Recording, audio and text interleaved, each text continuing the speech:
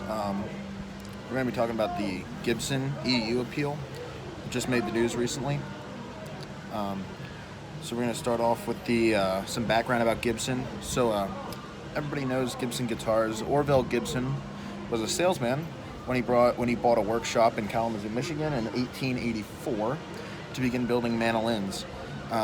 He had a new inventive way to make mandolins, which he received a patent for in 1898. He began using this form of construction to make guitars, banjos, and lutes. After World War II, Ted McCarthy joined Gibson and served as the company's president from 1950 to 1966. During his tenure, company sales grew from 1 million to 15 million, and he also helped with the purchase of Epiphone in 1957.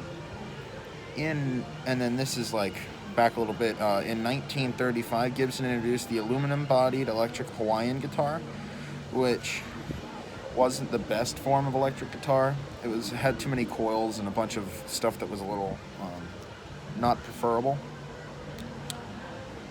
So with help of guitarist and inventor Les Paul, Gibson did not lag far behind Fender in the production of the solid-bodied electric guitar.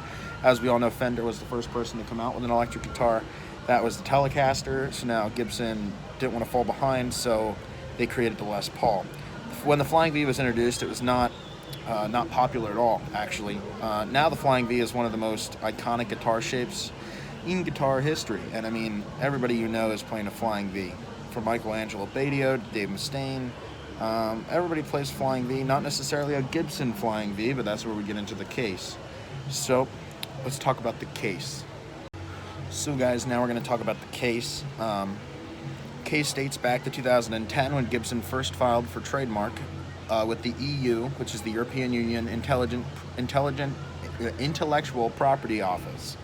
So Framus and Warwick challenged this in 2014, and the office ruled in favor of Framus and Warwick,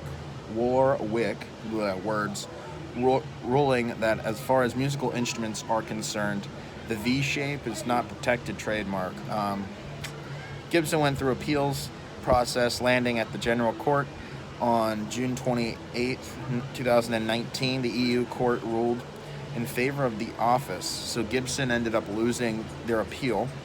In January of 2017,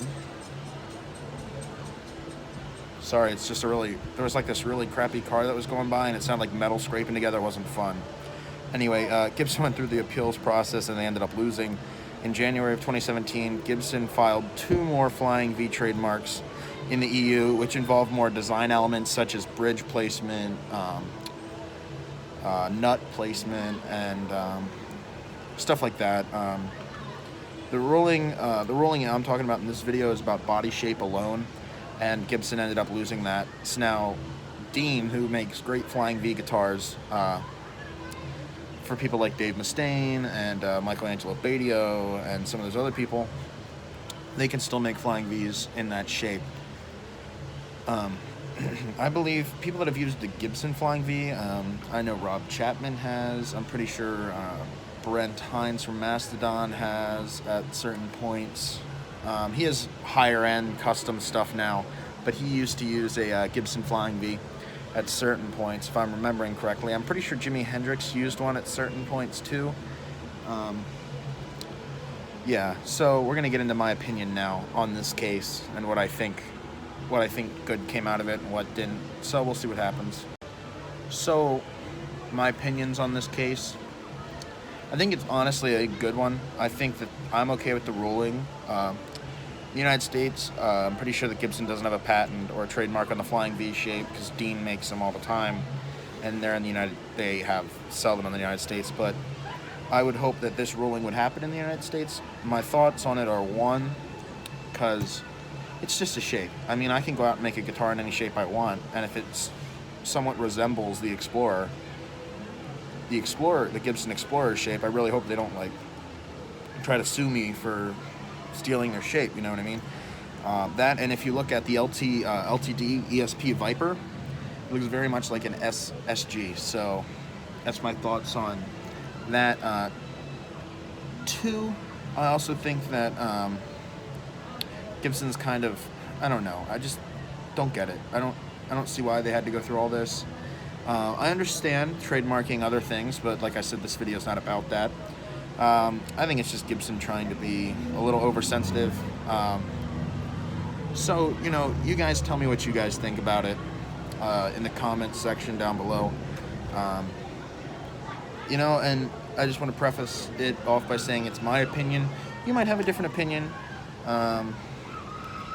You know, opinions, what my 4th grade teacher had a saying, and it was, opinions are like butts. Everyone has them, and they all stink. So, you know, whatever. Give me your opinion on the case. I'd like to read more about it, look more into it. But until then, I will be seeing you guys in the next video.